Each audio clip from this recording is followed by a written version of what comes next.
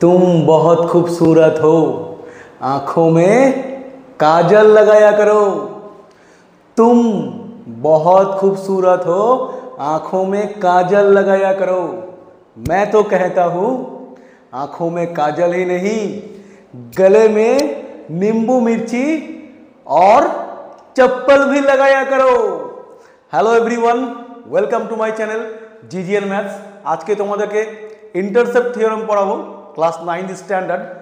What is intercept theorem? Intercept theorem কি বলছে?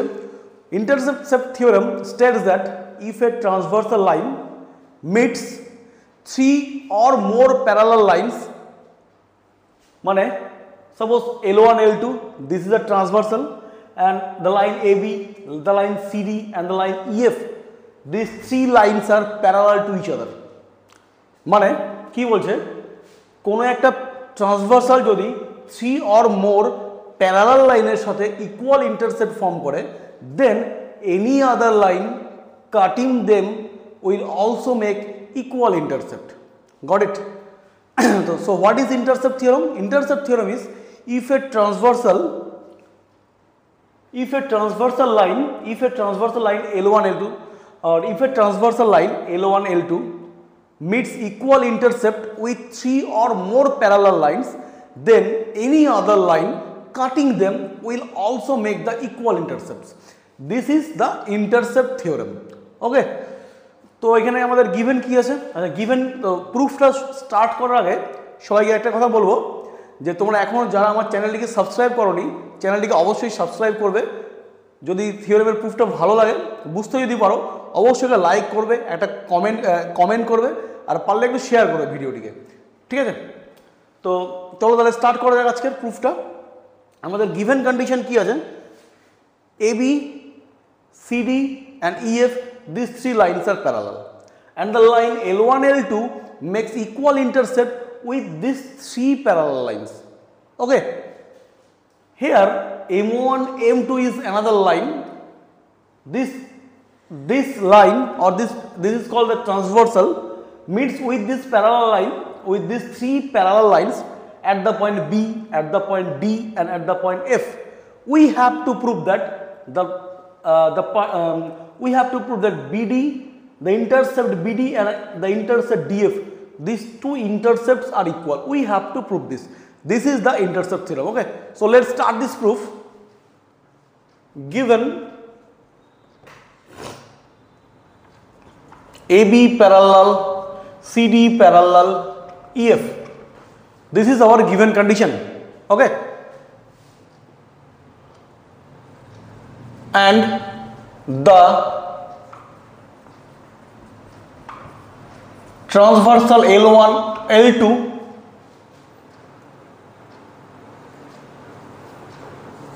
makes equal intercept AC and CE with these three parallel lines. That is AC equal to CE. Make this equation number 1. তাহলে এইটাকে আমরা equation number 1 দিয়ে রেখে দিলাম।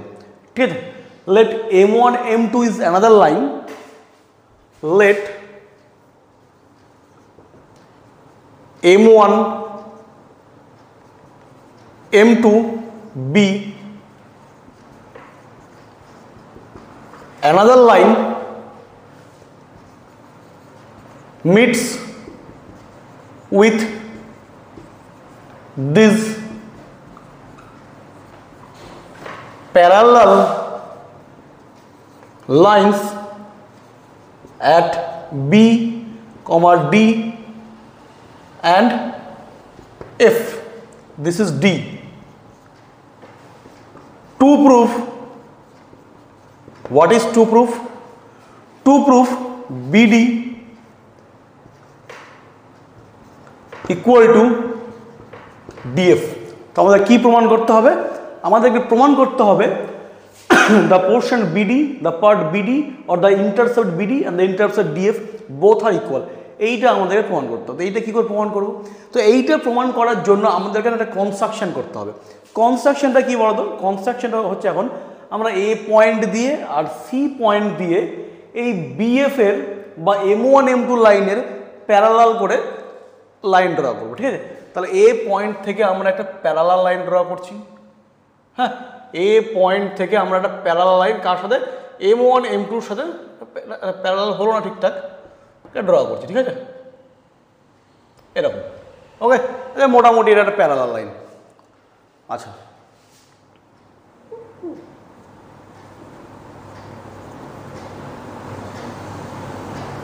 এবার মোটামুটি একটা হয়েছে প্যারালাল। আর সি পয়েন্ট দিয়েও আমি এই M1 M2 এর আর একটা প্যারালাল লাইন ড্র করছি, ওকে? তাহলে এই লাইনটা কার সাথে প্যারালাল হবে? এর সাথে প্যারালাল হবে। এই লাইনটাও কার সাথে প্যারালাল হবে? এর সাথে প্যারালাল হবে। বোঝা গেল? এটা হচ্ছে আমাদের কনস্ট্রাকশন। তো এই পয়েন্টে যে প্যারালাল লাইনটা যে ড্র করলাম, এইটা সাপোজ এই যে সিডি লাইন, এই সিডি লাইনকে ধরো এটা জি পয়েন্টে মিট করলো, আর এটা ধরো এইচ পয়েন্টে মিট করলো। হ্যাঁ, এই এ পয়েন্ট দিয়ে আমি যে প্যারালাল লাইনটা ড্র করলাম সেইটা হচ্ছে সিডিকে জি পয়েন্টে মিট করলো, আর সি পয়েন্ট দিয়ে M1 M2 এর প্যারালাল করে আমি যে লাইনটা ড্র করলাম সেইটা হচ্ছে ইএফকে এইচ পয়েন্টে মিট করলো। এইটাই হচ্ছে আমাদের কনস্ট্রাকশন, ঠিক আছে? তো কনস্ট্রাকশনটা লিখে নিই।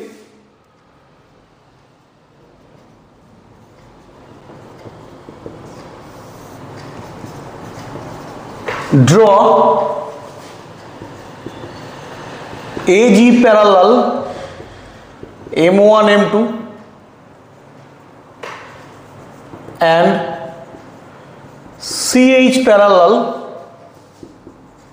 M1 M2 meet CD at G and EF at H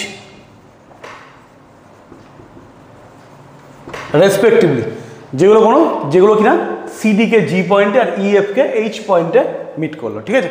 এইবার আমরা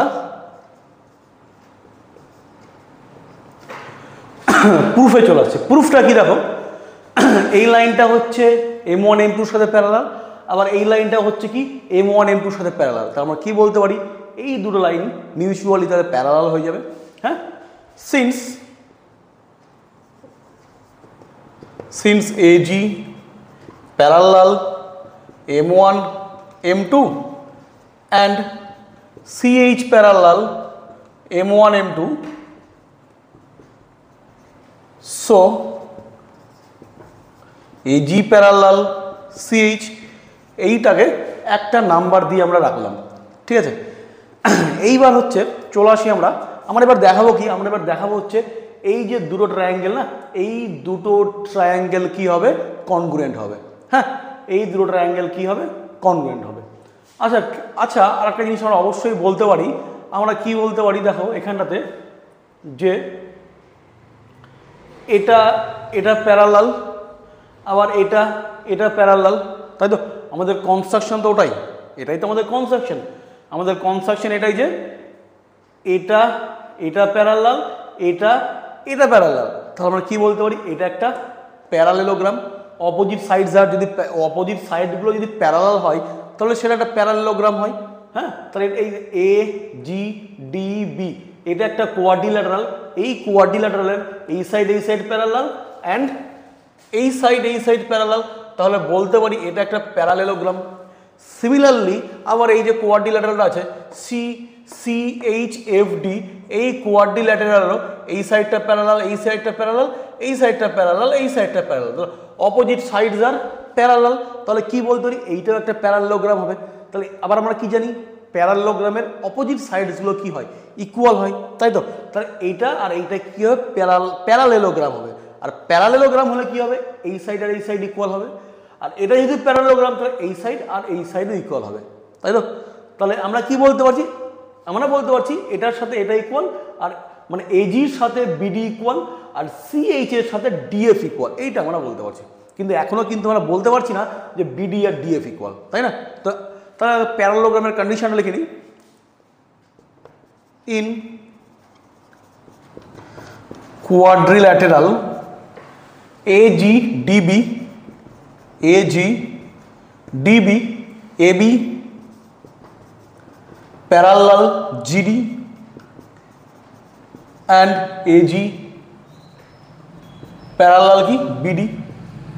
তো এটা আছে কি গিভেন, এটা আছে আমাদের গিভেন, এটা গিভেন কন্ডিশন, এটা আছে কনস্ট্রাকশন বাই কনস্ট্রাকশন এটা, তাই না?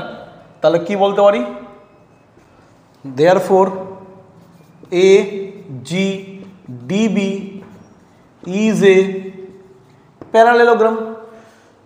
সিমিলারলি এবার এটা যেহেতু একটা প্যারালেলোগ্রাম হয়ে গেল, তার মানে কি অপোজিট সাইডসগুলো ইকুয়াল প্যারালেলোগ্রামের, তাহলে আমি কি বলতে পারি এজি আর BD equal. This implies AG equal to কি বিডি। কেন? Opposite sides of a parallelogram are equal, opposite sides of a parallelogram are equal। এইবার দেখো আবার ইন কোয়াড্রিল্যাটারাল CHFD বা CDFH, ইন কোয়াড্রিল্যাটারাল CDFH কি বলতো, এই যে CD প্যারালাল এইচএফ, এটা গিভেন আছে। আর কি এটা গিভেন কন্ডিশন। আর ওটা কি, আর হচ্ছে CH parallel DF, CH parallel DF, এটা হচ্ছে কি বাই কনস্ট্রাকশন। তাহলে আমরা কি বলতে পারি, therefore CDFH is a parallelogram. আচ্ছা এইটাকে না আমরা একটা নাম্বার করে রাখি এখনই, এইখানটাতে এইটাকে নাম্বার করে রাখি 1 নাম্বার। হ্যাঁ, তাহলে সো কি বলতে পারি CH ইকুয়াল টু ডিএফ। এইটাকেও আমরা একটা নাম্বারিং করে রাখছি 2 নাম্বার। ঠিক আছে, এইবার আমরা কি দেখাবো, এইবার আমরা দেখাবো যে triangle ACG and triangle CHF এরা কি হবে, এরা হচ্ছে কনগ্রুয়েন্ট হবে। ঠিক আছে, দেখো নাও in triangle ACG and triangle CEH 1 number condition কি, AC equal to first condition AC equal to CE, এটা আমাদের গিভেন কন্ডিশন। 2 নাম্বার কন্ডিশন কি, angle ACG equal to angle CEH, তাই না? এটা কি হবে, এটা করসপন্ডিং অ্যাঙ্গেল, তাই না? কেন corresponding angle, as AB parallel AB আর হচ্ছে EF হচ্ছে প্যারালাল, তাই না? As AB parallel EF and AE is the transversal।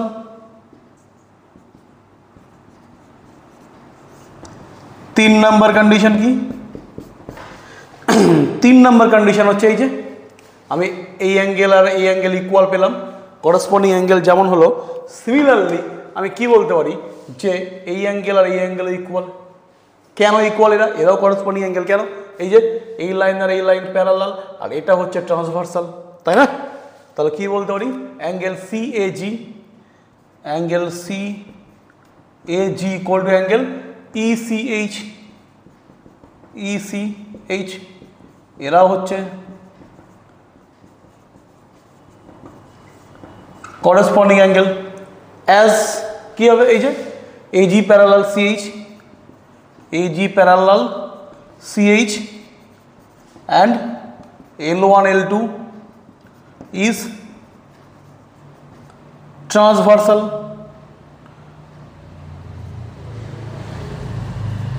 তাই না? তাহলে 3টে কন্ডিশন হোল্ড করলো।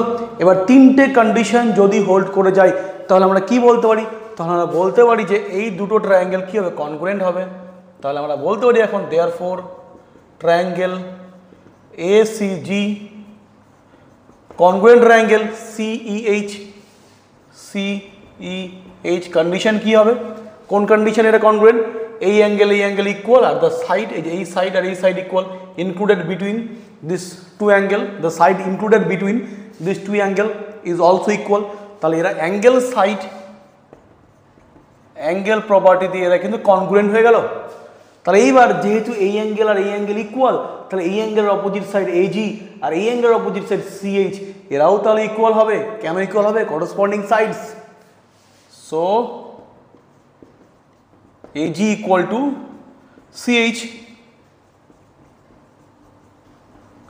করসপন্ডিং পার্টস, তাই তো? তাহলে আমরা এই দুটো সাইড এবার ইকুয়াল পেয়ে গেলাম, তাই না? এইটাকে এবারে নাম্বার দিই 3 নাম্বার। তাহলে আমরা কি দেখতে পাচ্ছি, এখানে এজির সাথে বিডি ইকুয়াল, তাই তো? আর এখানে আবার সিএইচের সাথে ডিএফ ইকুয়াল। তাহলে বা এটা 3 নাম্বার দেওয়ার দরকারও নেই। এবার ইমপ্লাইজ দ্যাট দিয়ে আমি লিখতেই পারি, আমরা জানি কি এজি মানে কি বিডি আমরা জানি, তাহলে in place of AG we can put BD equal to, আর সিএইচ আছে রাইট সাইডে, এবার আমরা জানি সিএইচ এর ভ্যালু কি ডিএফ, তাহলে in place of CH we can put DF by 1 and 2। তাহলে আমাদের টু প্রুফ কন্ডিশন কি ছিল? টু প্রুফ ছিল আমাদের হচ্ছে বিডি ইকুয়াল টু ডিএফ, এইটাই ছিল হচ্ছে আমাদের টু প্রুফ। তাহলে এই দেখো আমরা পেয়ে গেছি BD and DF both the sides are equal. বোঝা গেল? 1 নাম্বার কন্ডিশন আর 2 নাম্বার কন্ডিশন ইউজ করলাম। তাহলে আমরা কি বলতে পারি, তাহলে এখন কি ছিল, M1 আর M2 একটা অ্যানাদার লাইন ছিল, যেটা হচ্ছে এই এবি সিডি আর ইএফ প্যারালাল লাইনকে বিডিএফ পয়েন্টে মিট করছিল। ইন্টারসেপ্ট থিওরেমের স্টেটমেন্টটা কি ছিল? স্টেটমেন্টটা ছিল যদি একটা ট্রান্সভার্সাল 3টে অথবা তার বেশি প্যারালাল লাইনের সাথে ইকুয়াল ইন্টারসেপ্ট ফর্ম করে, তার any other line cutting them will also make the equal intercept. তাহলে অন্য কোনো লাইনও যদি এই 3টে বা তার বেশি প্যারালাল লাইনকে কাট করে, তাহলে তারাও ইকুয়াল ইন্টারসেপ্টই ফর্ম করবে। একটা লাইন যদি ইকুয়াল ইন্টারসেপ্ট ফর্ম করে, এটা যদি আমরা পেয়ে যাই যে একটা লাইন ইকুয়াল ইন্টারসেপ্ট ফর্ম করছে, তাহলে বাকি যত সমস্ত লাইন আছে সমস্ত লাইন ইকুয়াল ইন্টারসেপ্ট ফর্ম করবে। মানে আমরা যদি এখন এখানে অ্যানাদার একটা লাইন এরকম করে ড্র করি, তাহলে ধরলাম এটা হচ্ছে এক্স, এটা হচ্ছে ওয়াই, এটা হচ্ছে জেড, তাহলে আমরা কি বলতে পারি, X Y equal to Y Z. হ্যাঁ, এটাও হচ্ছে কি by the property of intercept theorem. কেন? কারণ এই লাইনটাতে ইকুয়াল ইন্টারসেপ্ট ফর্ম করছে, তাহলে এই লাইনটাও ইকুয়াল ইন্টারসেপ্টই ফর্ম করবে। আবার যদি এরকম হয়, হতে পারে যদি এরকম একটা লাইন হয়, এরকম যদি একটা লাইন হয়, সাপোজ এরকম একটা লাইন, এটা হচ্ছে পি, এটা হচ্ছে এটা কিউ পয়েন্টে মিট করলো, এটা হচ্ছে আর পয়েন্টে মিট করলো, তাহলেও কি হবে, ওই যে P Q is equal to Q R হবে। বোঝা গেল? কারণ কি, ওই যে ইন্টারসেপ্ট থিওরেম, একটা লাইন যদি ইকুয়াল ইন্টারসেপ্ট ফর্ম করে, তাহলে any line cutting this 3 or more parallel lines will also make equal intercept। মানে এই পার্ট আর এই পার্ট যদি ইকুয়াল হয়, তাহলে এই পার্ট আর এই পার্টও ইকুয়াল হবে। যদি আবার কি পেয়েছি আমরা যেটা প্রমাণ করলাম, এটা আর এটা ইকুয়াল হবে, আবার এই পার্ট আর এই পার্টও ইকুয়াল। হ্যাঁ, এই হচ্ছে ইন্টারসেপ্ট থিওরেম। আশা করি থিওরেমের প্রুফটা বুঝতে পারলে। নেক্সট ভিডিওতে তোমাদের কিছু ম্যাথস করাবো, ইন্টারসেপ্ট থিওরেমের উপরে কিছু ম্যাথস তোমাদের করাবো, ঠিক আছে? কিছু এর অ্যাপ্লিকেশন থাকবে। তো আজকে এইটুকুনি থাকবে, নেক্সট ভিডিওতে আবার দেখা হবে। হ্যাঁ, তো যারা প্রুফটা সম্পূর্ণ দেখলে, যদি ভালো লাগে অবশ্যই চ্যানেলটিকে সাবস্ক্রাইব করবে, ভিডিওটিকে লাইক করবে, একটা কমেন্ট অবশ্যই করবে, আর পারলে ভিডিওটিকে একটু শেয়ার করে দেবে। Thank you. নেক্সট ভিডিওতে আবার তোমাদের সাথে দেখা হচ্ছে।